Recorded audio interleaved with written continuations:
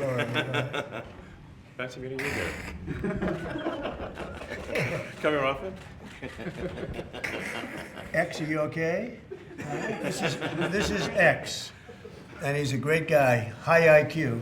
He's a high IQ individual. And he's got this, I got this cool chain he's got. Thank you very much. We had a busy day today. The king just left, and we've had a great discussion, terrific discussion concerning Gaza and everything else. We had discussions also about Saturday at 12 o'clock. It's going to be a big moment. We'll see what happens. I don't expect much happening with these people, but we'll see what happens. And we're going to be signing a very important deal today. It's DOGE, and I'm going to ask Elon to tell you a little bit about it and some of the things that we found, which are shocking. Billions and billions of dollars in waste, fraud, and abuse. And I think it's very important. And that's one of the reasons I got elected. I said, we're going to do that. Nobody had any idea it was that bad, that sick, and that corrupt. And it seems hard to believe that judges want to try and stop us from looking for corruption, especially when we found hundreds of millions of dollars worth, much more than that, in just a short period of time. And we want to weed out the corruption. And it seems hard to believe that a judge could say, we don't want you to do that. Well, so maybe we have to look at the judges, because that's a very serious, I think it's a very serious violation. I'll ask Elon Musk to say a few words, and we'll take some questions. Elon, go ahead. Sure. So at a high level, if you say, what is the goal of DOGE, and I think a significant part of the presidency is to restore democracy. This may seem like, well, aren't we in a democracy? Well, if you don't have a feedback loop, okay, X, we would have to, if you sorry. So, I tell you, gravitas can be difficult sometimes. If there's not a good feedback loop from the people to the government, and if you have rule of the bureaucrat, if the bureaucracy is in charge, and then what meaning does democracy actually have? If the people cannot vote and have their will be decided by their elected representatives in the form of the president and the Senate and the House, then we don't live in a democracy, we live in a bureaucracy. So it's incredibly important that we close that feedback loop, we fix that feedback loop, and that the public's elected representatives, the president, the House, and the Senate, decide what happens, as opposed to a large, unelected bureaucracy. This is not to say that there are good people who are in the federal bureaucracy, but you can't have an autonomous federal bureaucracy. You have to have one that is responsive to the people. That's the whole point of a democracy. And if you looked at if you looked at the founders today and said, what do you think of the way things have turned out? Well, we have this unelected, fourth unconstitutional branch of government, which is the bureaucracy, which has, in a lot of ways, currently more power than any elected representative. And this is not something that people want, and it does not match the will of the people. So it's just something we've got to fix. And then we've also got to address the deficit. So we've got a $2 trillion deficit, and if we don't do something about this deficit, the country's going bankrupt. I mean, it's really astounding that the interest payments alone on the national debt exceed the Defense Department budget, which is shocking, because we spend a lot of money on defense. But if that just keeps going, we're essentially going to bankrupt the country. So what I really want to say is, like, it's not optional for us to reduce the federal expenses. It's essential. It's essential for America to remain solvent as a country, and it's essential for America to have the resources necessary to provide things to its citizens and not simply be servicing vast amounts of debt. And also, could you mention some of the things that your team has found, some of the crazy numbers, including the woman that walked away with about 30 million, right, et cetera? Well, we do find it sort of rather odd that there are quite a few people in the bureaucracy who have ostensibly a salary of a few $100,000, but somehow manage to accrue tens of millions of dollars in net worth while they are in that position, which is, you know, what happened at USAID. We're just curious as to where it came from.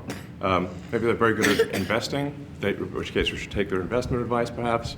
But just there seems to be mysteriously they get wealthy. We don't know why. Where does it come from? And I think the reality is that they're getting wealthy at the taxpayer expense. That's the honest truth of it.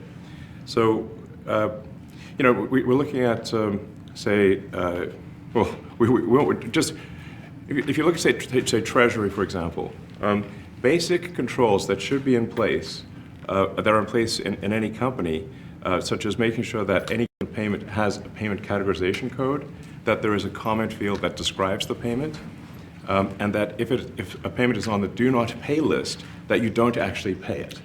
None of those things are true currently. So the reason that departments can't pass audits is because the payments don't have a categorization code. It's like just a massive number of blank checks just flying out the building. So you can't reconcile blank checks. You've got comment fields that are also blank, so you don't know why the payment was made.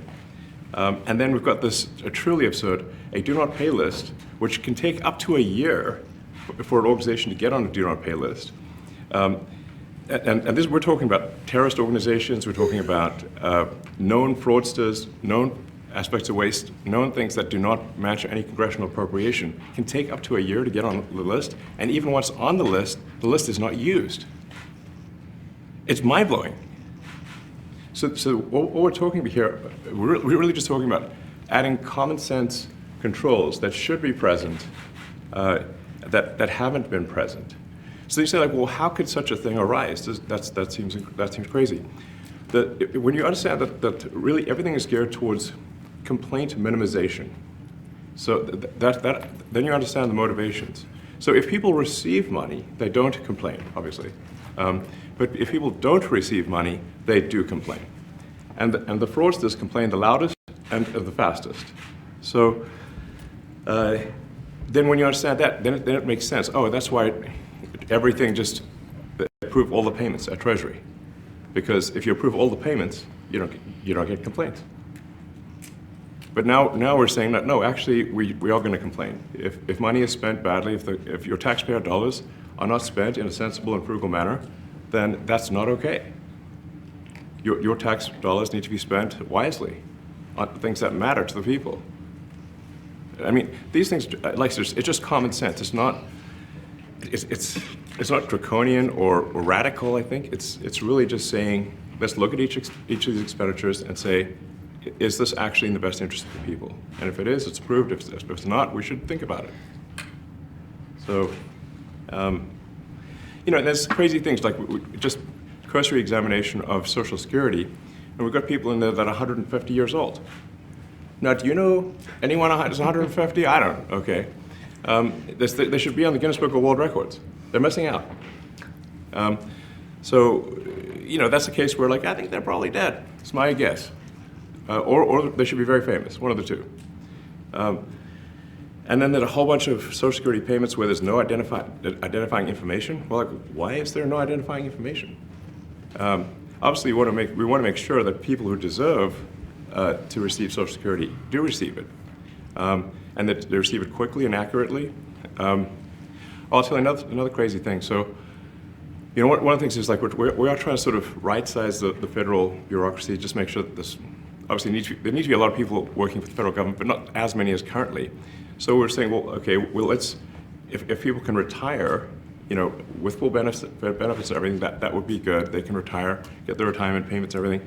And then we were told, this is actually, I think, a great anecdote, because we were told, no, the most number of people that could retire possibly in a month is 10,000. We're like, well, why is that? Well, because all the retirement paperwork is manual on paper. It's manually calculated, then written down on a piece of paper. Then it goes down a mine. And like, what do you mean a mine? Like, yeah, there's a limestone mine where we store all the retirement paperwork. And you look at a picture of this mine. We'll post some pictures afterwards. And this mine looks like something out of the 50s because it was started in 1955. So it looks like it's like a time warp. And then the speed, the limiting factor is the speed at which the mine shaft elevator can move determines how many people can retire from the federal government. and the elevator breaks down sometimes, and then nobody can retire. Doesn't that sound crazy? There's like 1,000 people that work on this. So I think if we can take those people and say, like, you know what, instead of working in a mine shaft and carrying manila envelopes to, boxes in a mine shaft, you could do practically anything else. And you would add to the goods and services of the United States in a more useful way. So anyway, so I think that's an example. Like at a high level, if you say, like, how do we increase prosperity? Is we get people to shift from roles that are low to negative productivity to high productivity roles, and so you increase the total output of goods and services, which means that there's a higher standard of living available for everyone. That's the actual goal. Everyone's very quiet, by the way. Are people normally this quiet? Your detractors, Mr. Musk, what? including a lot of Democrats. I have detractors? You do, sir. I don't believe it. Say that you're orchestrating a hostile takeover of government and doing it in a non-transparent way. What's your response to that criticism? Well, first of all, you couldn't ask for a stronger mandate from the public. The public voted. We have a majority of the public voting for President Trump. We won the House. We won the Senate. The people voted for major government reform. There should be no doubt about that. That was on the campaign. The president spoke about that at every rally. The people voted for major government reform, and that's what people are going to get. They're going to get what they voted for. And a lot of times, people that don't get what they voted for, but in this presidency, they are going to get what they voted for. And that's what democracy is all about. Mr. Musk, the White House says that you will identify and excuse yourself from any conflicts of interest that you may have. Does that mean that you are, in effect, policing yourself? What are the checks and balances that are in place to ensure that there is accountability and transparency? Well, we actually are trying to be as transparent as possible. In fact, we post our actions to the DOGE handle on X and to the DOGE website. So all of our actions are maximally transparent. In fact, I don't think there's been, I don't know of a case where an organization has been more transparent than the DOGE organization. So, and the kind of things we're doing are, I think, very, very simple and basic. They're not, what I mentioned, for example, about Treasury, just making sure that payments that go out, taxpayer money that goes out, is categorized correctly, that the payment is explained, that organizations on the do not pay list, which takes a lot to get there, that actually are not paid, which currently they are paid. These are not individual judgment decisions. These are about simply having sensible checks and balances in the system itself to ensure that taxpayer money is spent well. So it's got nothing to do with, like, say, a contract with some company of mine at all. But if there is a conflict of interest when it comes to you yourself, for instance, you've received billions of dollars in federal contracts when it comes to the Pentagon, for instance, which the president, I know, has directed you to look into. Yeah. Are you policing yourself in that? Is there any sort of accountability check and balance in place that would provide any transparency for the American people? Well, all of our actions are fully public. So if you see anything, you say, like, wait a second, hey, Elon, that seems like maybe that's, there's a conflict there. It's not like people are going to be shy about saying that. They'll say it immediately. Including you yourself. Yes, but transparency is what builds trust, not simply somebody asserting trust. So not somebody saying they're trustworthy, but transparency, so you can see everything that's going on. And then you can see, am I doing something that benefits one of my companies or not? It's totally obvious. And if we thought that, we would not let him do that segment or look in that area if we thought there was a lack of transparency or a conflict of interest. And we watch that also. He's a big businessman. He's a successful guy. That's why we want him doing this. We don't want an unsuccessful guy doing this. Now, one thing also that Elon hasn't really mentioned are the groups of people that are getting some of these payments. They're ridiculous. And we're talking about billions of dollars that we've already found. We found fraud and abuse. I would say those two words as opposed to the third word that I usually use, but in this case, fraud and abuse. It's abusive because most of these things are virtually made up, or certainly money shouldn't be sent to them. And you know what I'm talking about. It's crazy. So, but we're talking about tens of billions of dollars that we've already found.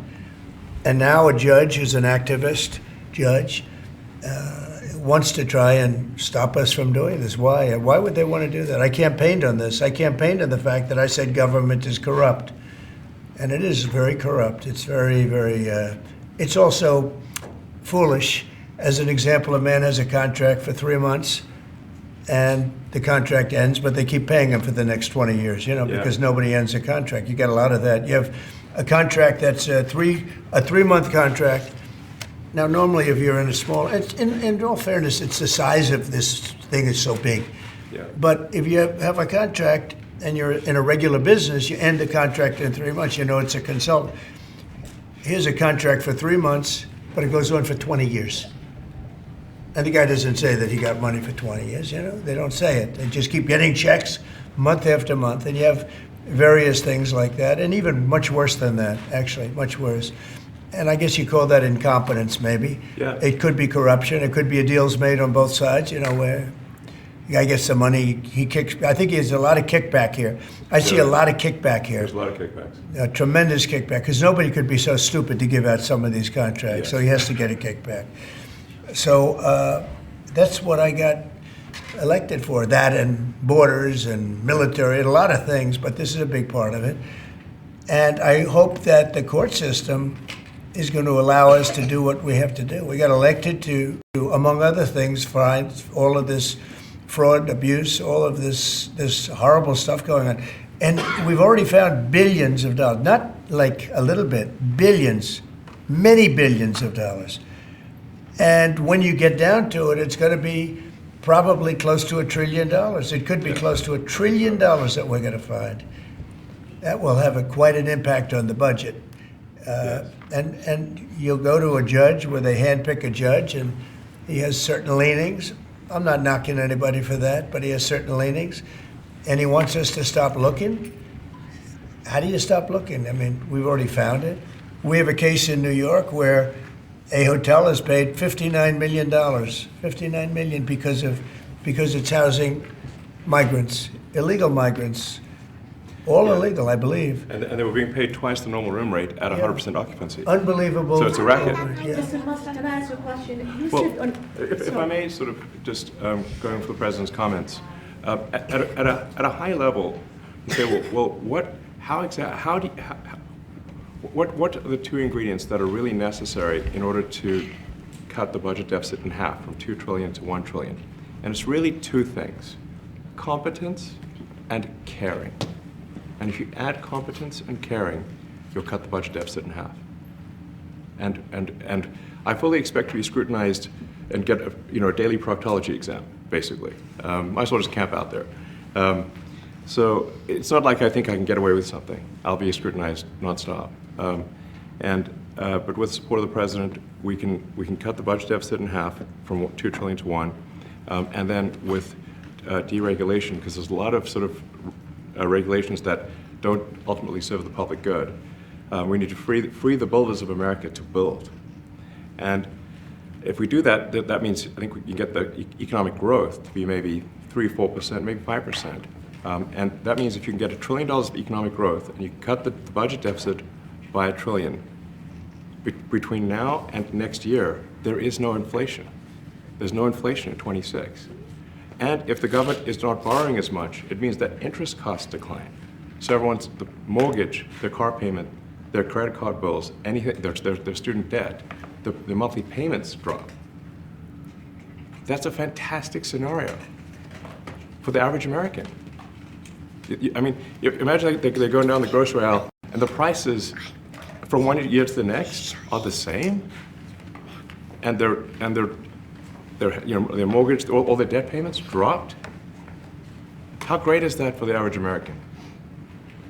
We had That's no what we're idea. We had no idea we were going to find this much, and it's open. It's not like complicated. It's not simple that complicated. stuff. It's a like lot of work. Yeah. We can't believe it. A lot of work. A lot of smart people involved. Very, very smart people. But you're talking about anywhere maybe $500 billion. It's crazy the kind of numbers you're It is really talking crazy. about.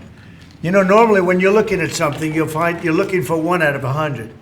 Here, you're almost reversing it. You look for one that's good. Yeah. And you can look at the title and you say, why are we doing this? Why are we doing that? And the public gets it. You know, the public gets it. You've seen the polls. The public is saying, why are we paying all this money? This for years, this has gone on. Mr. Musk, President you Trump, said but Senator, Yeah, go ahead. Wait, go ahead. Senator Rand Paul today said that DOGE cuts will ultimately need a vote in Congress. Do you agree with that? Is that the I plan? really don't know. I know this. We're finding tremendous fraud and tremendous abuse. If I need a vote of Congress to find fraud and abuse, it's fine with me. I think we'll get the vote, although there'll be some people that wouldn't vote. And how could a judge want to hold us back from finding all of this fraud and finding all of this incompetence? Why would that happen? Why would even Congress want to do that? Now, Congress, if we do need a vote, I think we'd get a very easy vote because we have a track record now. We've already found billions of dollars of abuse, incompetence, and corruption. A lot of corruption. If a judge does block one of your policies, part of your agenda, will you abide by that ruling? Will you comply Well, I with that always order? abide by the courts, and then I'll have to appeal it. But then what he's done is he slowed down the momentum. And it gives crooked people more time to cover up the books. You know, if a person's crooked and they get caught, other people see that, and all of a sudden it becomes harder later on. So, yeah, the answer is I always abide by the courts, always abide by them, and will appeal.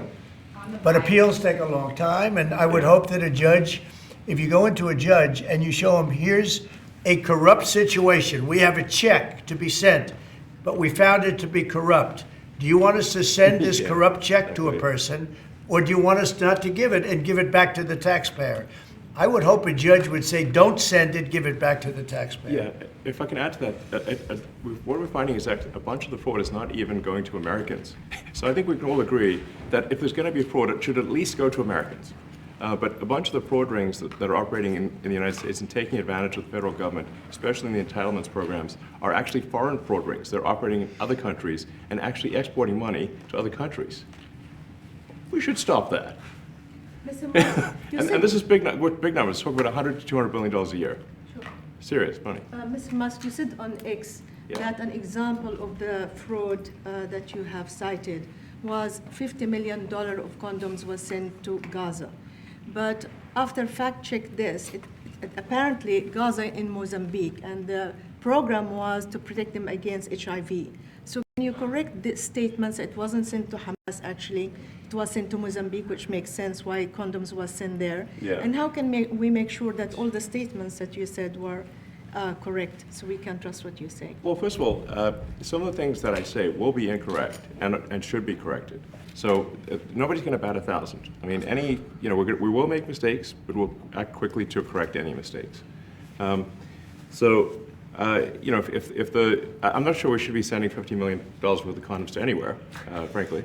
I'm not sure that's something Americans would be really excited about. And that is really an enormous number of condoms, if you think about it. If it went to Mozambique instead of Gaza, I'm like, okay, that's not as bad, but still, why are we doing that?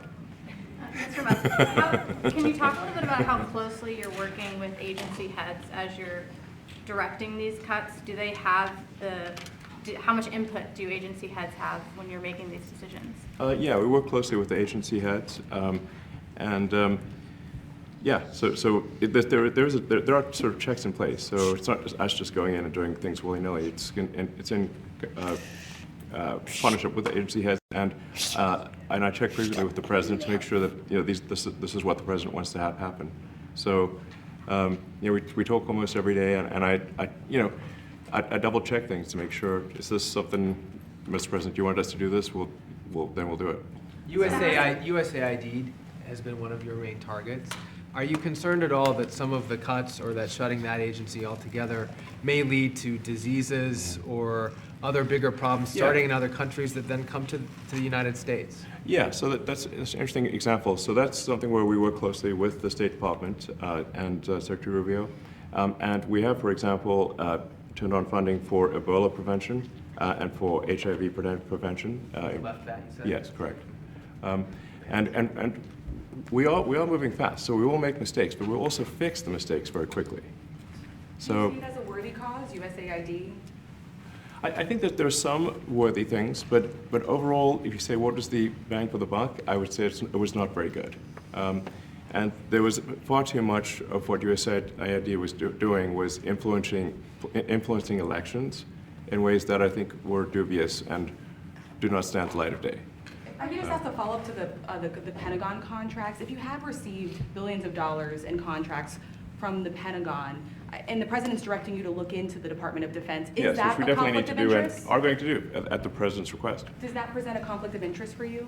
No, because you'd have to look at the individual contract and say, first of all, I'm not the one, filing the contract. It's people at SpaceX or someone who will be paying for the contract. And I'd like to say, if you see any contract where where it was awarded to SpaceX and it wasn't by far the best value for money for the taxpayer, let me know, because every one of them was. The president said the other day that you might look at treasuries. Could you explain that a little bit? What kind of fraud, and that question goes to both of you, what kind of fraud are you expecting to see or do you see right now in U.S. treasuries? Yeah, I think you mean the Treasury Department as opposed to Treasury bills, or. You also referenced treasuries on Air Force One the other night. Go ahead. Well, as I mentioned earlier, really the first order of business is to make sure we're actually collecting. Sorry for this. I thought my son might enjoy this, but he's sticking his fingers in my ears and stuff. So it's a bit hard to hear sometimes. Hey, stop that. No, the stuff we're doing with the Treasury Department is so basic that you can't believe it doesn't exist already. So for example, like I mentioned, just making sure that when a payment goes out, it has to have a payment categorization code. It's like, what type of payment is this? You can't just leave the field blank. Currently, many payments, the field is left blank. And you have to describe what's the payment for, some basic rationalization. That also is left blank. So this is why, the Pentagon, when's the last time the Pentagon passed an audit? I mean, a decade ago, maybe? Ever? Really? And we want to, just in order to actually pass audits, you have to have financial information that allows you to trace the payments. And once in a while, the Treasury has to pause payments if it thinks the payment is going to a fraudulent organization. If a company or an organization is on a do not pay list, we should not pay it. I'm sure you would agree. Like, if it's quite hard to get on that payment, the do not pay list, it means that this is someone that is like dead people, terrorists, known fraudsters, that kind of thing. We should not pay them. But currently we do, which is crazy. We should stop that. Many transactions. And by the way, hundreds, thousands of transactions like that. We have a big team. And for the sake of the country, I hope that the person that's in charge and the other people that report to me that are in charge are allowed to do the right thing, namely make sure everything's honest, legitimate, and competent. But we're looking at just, when you look at USAID, that's one. We're going to look at the military. We're going to look at education. They're much bigger areas. But the USAID is really corrupt. I'll tell you, it's corrupt. It's incompetent, and it's really corrupt. And I can't imagine a judge saying, well, it may be corrupt, but you don't have the right. You got elected to look over the country and to, as we say, make America great again, but you don't have the right to go and look and see whether or not things are right that they're paying or that things are honest that they're paying. And nobody can even believe this. Other people, law professors, they've been saying, how can you take that person's right away? You're supposed to be running the country, but we're not allowed to look at who they're paying it to and what they're paying. We have massive amounts of fraud that we caught. I think we probably caught way over a lot of billions of dollars already in, 2 weeks? Yes. And it's going to go to numbers that you're not going to believe. And much, as I said, much is incompetence and much is dishonesty. We have to catch it. And the only way we're going to catch it is to look for it. And if a judge is going to say you're not allowed to look for it, that's pretty sad for our country. I don't understand how it could even work. On the buyout program, can you personally guarantee that? Which one? The buyout program, the operative federal workers, Can you personally guarantee that the workers who opt in to resign now will be paid through Well, they'll get their September? money, but they're getting a good deal. They're getting a big buyout. And what we're trying to do is reduce government. We have too many people. We have office space. It's occupied by 4%. Nobody's showing up to work because they were told not to.